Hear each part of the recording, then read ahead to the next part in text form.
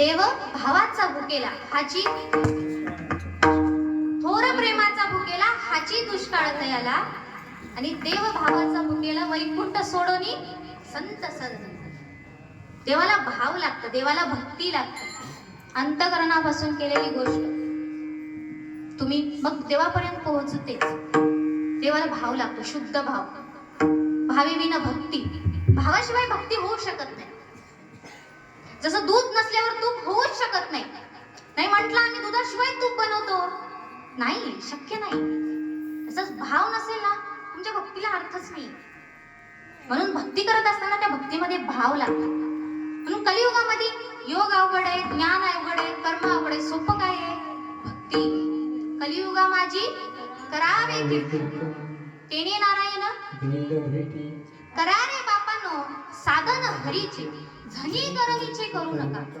काय करा? हरिमुखी गा, हरिमुखे म्हणा. सगळ्या संतांनी हेच सांगितले. कितीही वेद जरी सांगितला मला कळत नाही त्याच्यामुळे मी सांगणार नाही, पण कितीही वेद वाचला सांगितला त्याचा अर्थच आहे विठोबाशी शरण जावे निजनिष्ठा नाम. वेद अनंत बोलिला अर्थ इतुलाची लागिला की विठोबाशी शरण जावे निजनिष्ठा नाम गावे. कितीही वेद वाचला तरी त्याचा अर्थ एकच आहे. हो काय? विठोबाशी शरण जा, विठोबाचं नाम घ्या, करे टाळी बोला मुखी नाम. कुणी घ्यायचं? ठीक आहे, लागून या पाया जगद्गुरु तुकाराम महाराजांनी सांगितलं एवढं कळलं. काय?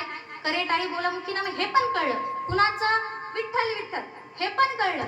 विठ्ठल विठ्ठल नाही, कृष्ण विष्णू हरी गोविंद गोपाळ किंवा विष्णू सहस्रनामापैकी कुठलंही नाम घ्या तुम्ही, पण कुणी घ्यायचं? त्याला काही आहे का? मर्यादा आहे का? की ज्ञानी माणसाने घ्यायचं, ज्याला अर्थ कळतो त्यांनी घ्यायचं, पंडितांनी घ्यायचं, ब्राह्मणांनी घ्यायचं आहे? कुणीही घ्या. हो, सकळासी येथे आधी आहे, सकळासी येथे आहे अधिकार. कलियुगी उद्धार, कलियुगामध्ये उद्धार करायचा आहे ना हरीच ना. कुणीही घेऊ शकतो. वेश्येच्या मुलीने स्वतःचा उद्धार केला. वेश्येची मुलगी होती, फक्त भगवंतावर विश्वास होता तिचा, भगवंतावर श्रद्धा होती, भगवंतावरती भक्ती होती. म्हणून पांडुरंग परमात्म्याच्या आधी सुद्धा दर्शन कानोपात्रेचे. हे कशामुळं? नामामुळं. वाल्या कोळीचा वाल्मिकी झाला कशामुळं? नामामुळं. वाल्या कोळीचं काय जीवन होतं हो नाम घेण्याच्या आधीच? काय होतं?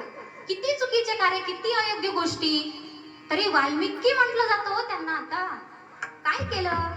भगवंताचं नाम घेतलं ना.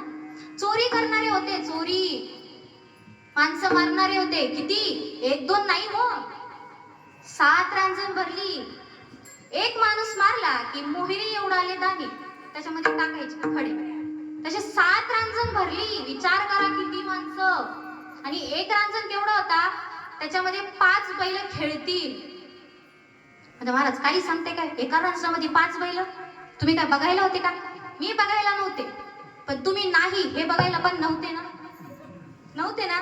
त्याच्यामुळे वक्त्याला एखादी गोष्ट पटवून देण्यासाठी अतिशयोक्ती वापरायची असते. हा अलंकार आहे मराठीत. त्याच्यामुळे एवढाच अर्थ आहे. रांजण मोठं होतं, मोहरीचे दाणे होते आणि खूप माणसं मारली. अर्थ एवढा घ्यायचा.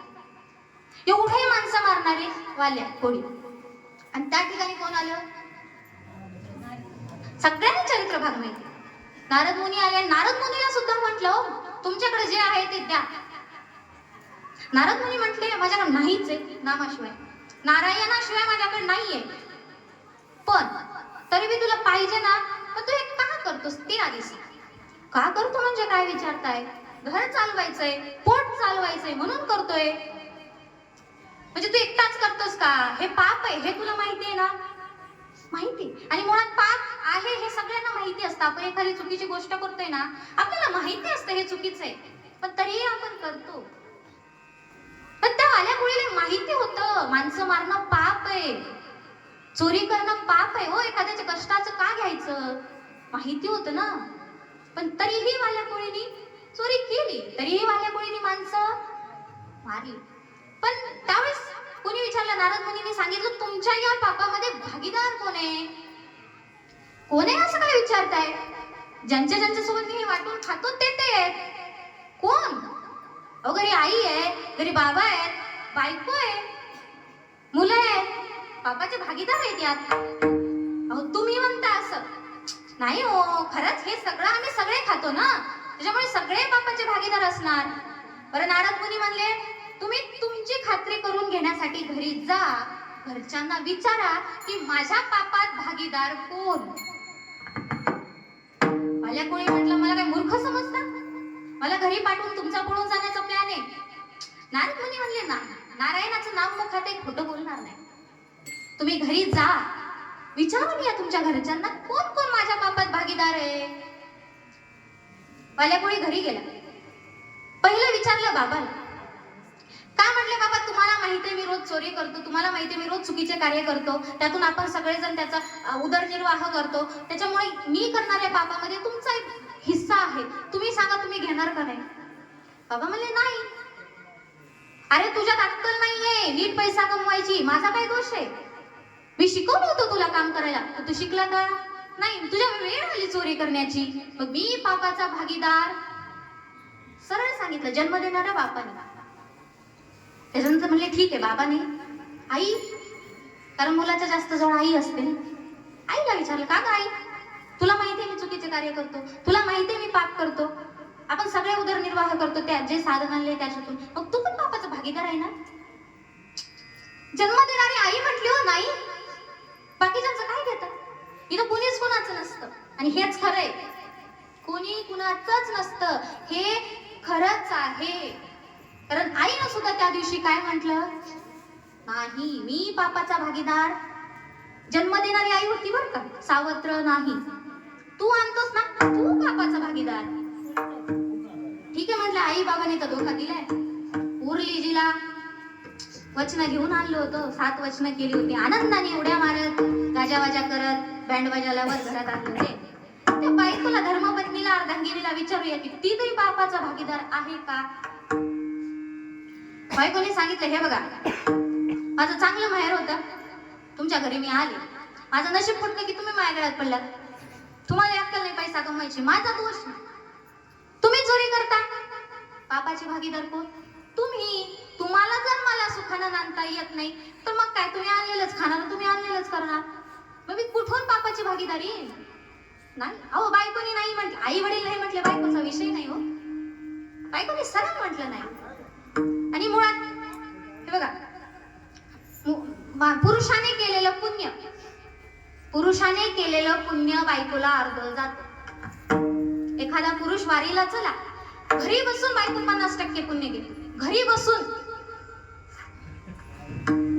शास्त्र आहे, पुरुषाने केलेल्या पुण्याचा अर्धा वाटा बायकोला घरी बसून भेटतो.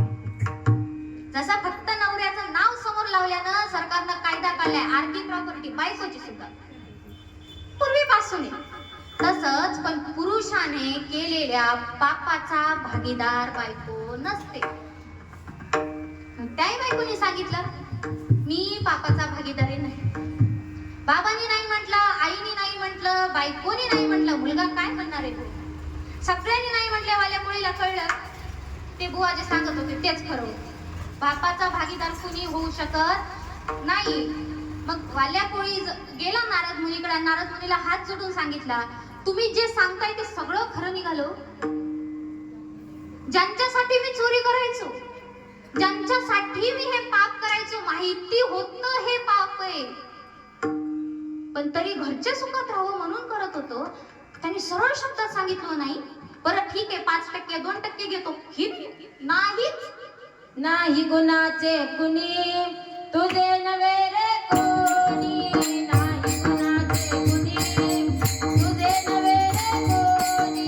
आणखी दासले लडका माझे माझे म्हणून, आणखी दासले लडका माझे माझे म्हणून.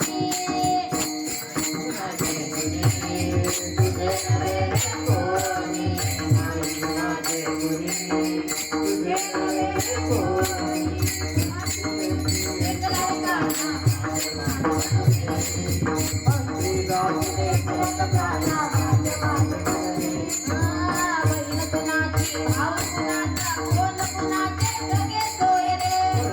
माझी माऊली